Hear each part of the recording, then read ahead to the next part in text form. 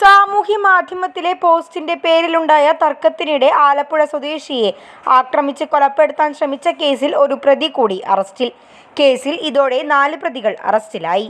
അരനാട്ടുകര കിഴക്കേപ്പുറം സ്വദേശി തട്ടിൽ പല്ലൻ വീട്ടിൽ ഷാജിയാണ് അറസ്റ്റിലായത്.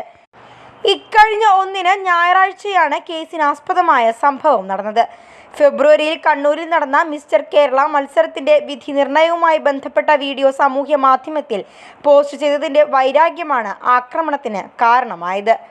പരാതിക്കാരനെ പ്രതികൾ ചേർന്ന് ക്രൂരമായി മർദ്ദിച്ച് കൊലപ്പെടുത്താൻ ശ്രമിക്കുകയായിരുന്നു. കേസിൽ 3 പ്രതികളെ തൃശൂർ ഈസ്റ്റ് പോലീസ് അറസ്റ്റ് ചെയ്തിരുന്നു.